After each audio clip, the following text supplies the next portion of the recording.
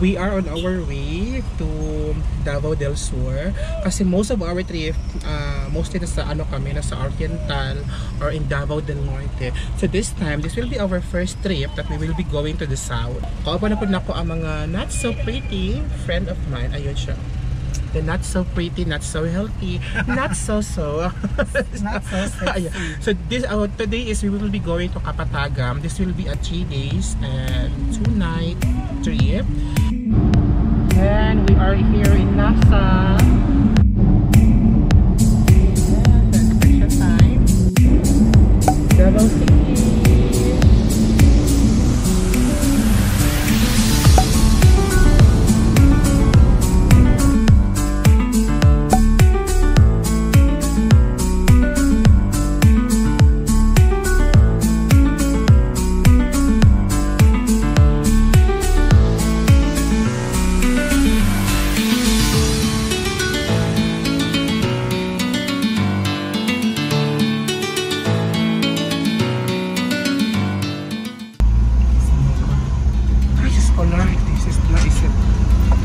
Welcome riders to Kamsa Bros. It's already dark. We have just arrived in after 4 hours. Naka-check-in na, naka-register na kami at the room. Yeah.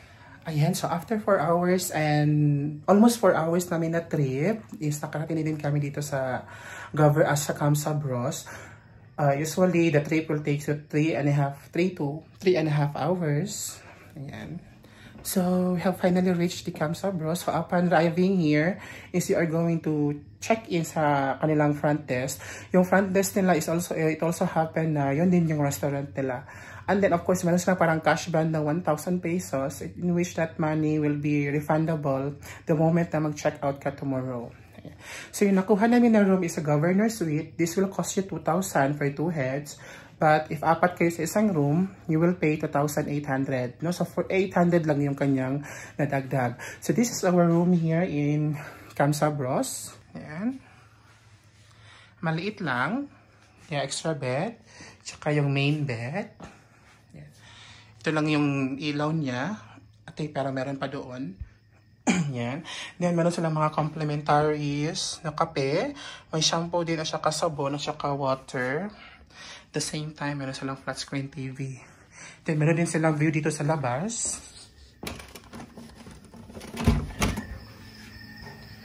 Yan na. So, medyo madilim mo yun yung maklaro.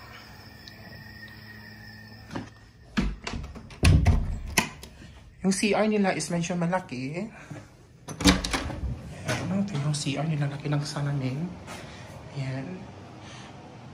So, yung nasa website nila, isang room na ito is may bathtub. But when we arrive here, wala na yung bathtub. Inalis nila kasi there is a major renovation now.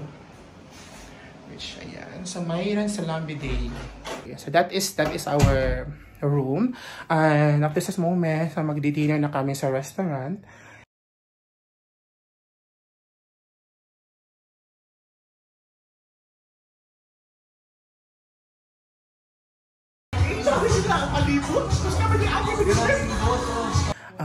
Yung food nila dito is a bit expensive. It will cost you 450 to 600 per serving. And it's also good for 2 to 3 persons. Yun nga lang, hindi siya gaanon ka, hindi siya gaanon ka sulit. May mga dishes lang na mapipili mo talaga na masasabi mong masarap. Tomorrow. Rise and shine, day 2. Yan. Perfect. Ang lamig. Look at our windows. Nagpa-fog na siya. There. Oh. May mga fogs.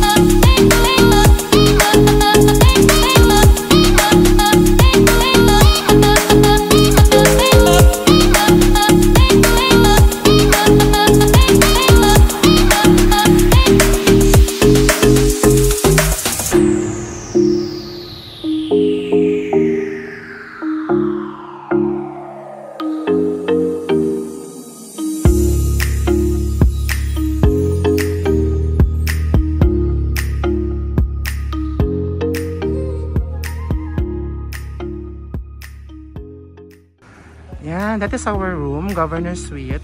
Ang dami nagpa-picture kanina dyan sa room. This is the end of our Camp Sabros tour for our first stop for our Kapatagan tour. So today will be the start of our hopping for the tourist destinations here in Kapatagan. So this is the road leading to the Camp Sabros. It's one way and it's really one way, no? Tsaka slopey. May single motor.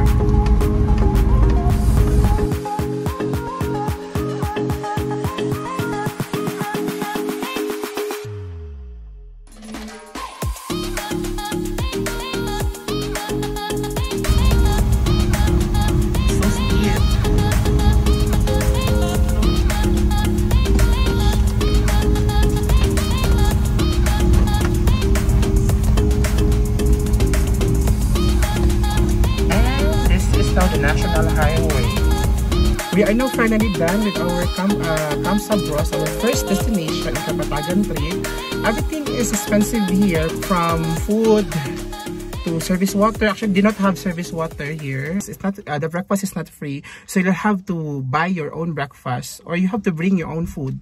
The good thing naman here in Camp Sabros is you can bring your own food. But in day tour, may corkages siya, but in overnight, wala. No, tapos walang hot and cold shower, which is a bit sad. It's because the weather here is very cold. 1 kilometer lang from Camp Sabros, you will reach now the Denios Family Resort. Ayan siya. We are at our second destination, the Denios Farm. Pero, hey, bongga ng mga lettuce, besh! Oh my God, look at the lettuce!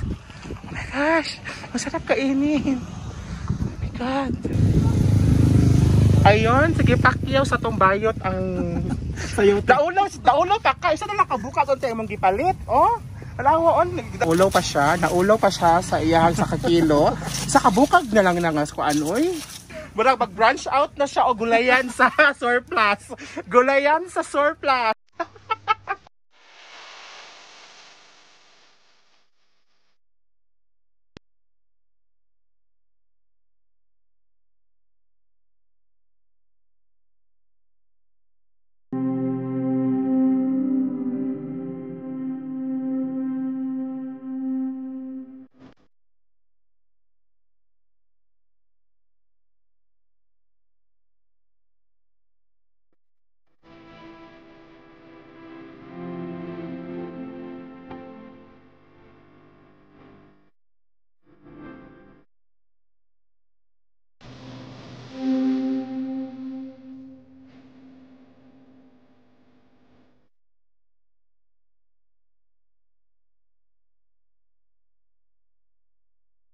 Finally decided to take our lunch na lang here at Denios Farm.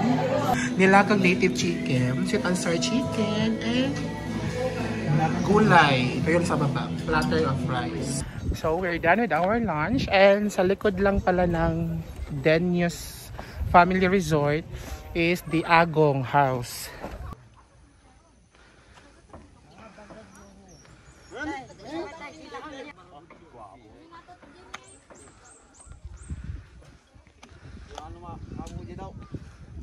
Ayan, so after namin mag-take ng lunch, saka a little bit of photo op, saka drone shots, is we will now be exiting Denios Family Resort. And we will move to our third destination, either Winewoods or Hardin Señorita. And we're here at the Hardin Señorita. I love it when you call me. Ay, there. This is the Hardin. Hardin Señorita is a new tourist spot here in Kapatagan. Actually, soft opening pa siya. Then the full opening of this will be on the last week pa of August. So the entrance fee is 100 pesos per head. When I walk into the kitchen, you saw the look on my face, you saw the look on my heart to get out of this place. I sensed something I've never seen before. When you put on the pineapple, we couldn't be friends anymore. Pineapple thousand, go on pizza. It's a fruit and you know that. Pineapple doesn't go on pizza. They just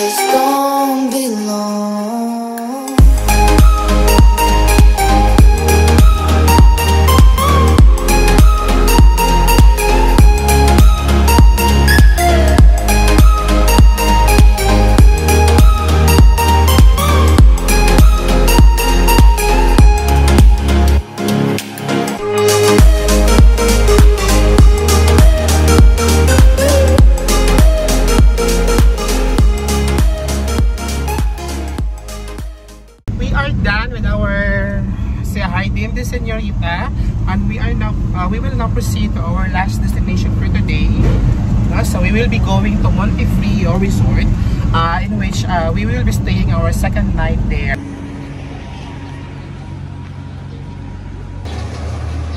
The reception. We have just arrived in Montefrio. So this is our room. Papakita ko sa inyo. And Mount Olympus.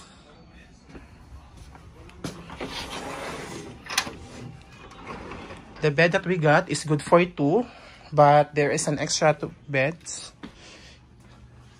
Meron silang ceiling fan, napaka-minimalist. Tsaka, this is the comfort room. Then, the TV, meron silang little wardrobe. Ang kanilang mga villa ay, tawag dito, Greece-inspired or Santorini-inspired because mostly silang mga rooms are painted in white. Ayan. So, yung nakuha namin na room will cost you 3,500 pesos, 1,300 for excess person. That includes your free breakfast. This time is pupunta muna ako ng restaurant kasi 6 PM lang, hanggang 6 PM lang ang kanilang order taking. And then, kasama din sa room na babayaran mo dito sa Montefrio is meron din kayong free 2 hours na jacuzzi. Meanwhile, this is the Montefrio. This is a parking area.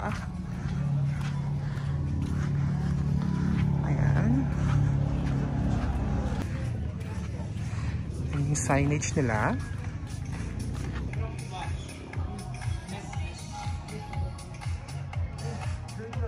Meron silang infinity inspired pool. Para yung dater dito is 250 pesos. Yan yung mga cottages.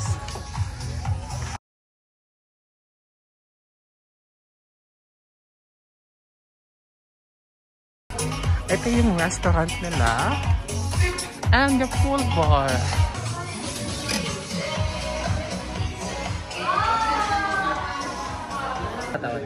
Apat. So, rasa nisa? Mga 6:30 siguro. Repeat order ko lang po, sir. So, yung mga food nila are also pricey. The serving prices na sa mga 350 to 700. Ayan. Oh my God. That is the Mount Apo. Ayan. What's good in Montefrio is makikita mo yung 3 landmarks na sikat ngayon here. Doon banda, ayan, hindi mo masyado makita, is the Mount Apo. That one is the Davao Gulf. And then, far over there is the Mount Matutum. At saka dead spot na here, wala masyadong signal. For dinner! Platter fruits. Sisi. Chicken ala pobre para dato ni. Oh my God, in fairness, masasarap yung food nila. Bawing-bawi sa una naming experience sa aming first night sa aming Kapatagan trip. Tomorrow. Hi, good morning. Rise and shine. It's currently 4 AM. And it's freaking 15 degrees Celsius. Oh my God. That's so very pretty. Oh my God. Oh my gosh. The sunrise is really kicking.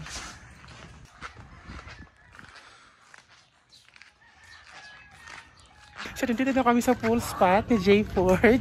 That is the Mount Apo Ford at the back. There. Sunkiss. Sunkiss. Grabe pagka-sunkiss talaga. Ayan. So this is the perfect spot in Montefrio in which in one spot, mayan ang Mount Apo. Yes, the Davao Gulf. At saka sa Muerde, ayun. That is the Mount Matutum, no? So 3 landmarks in one destination. Isn't it amazing? Montefrio, I'm loving it.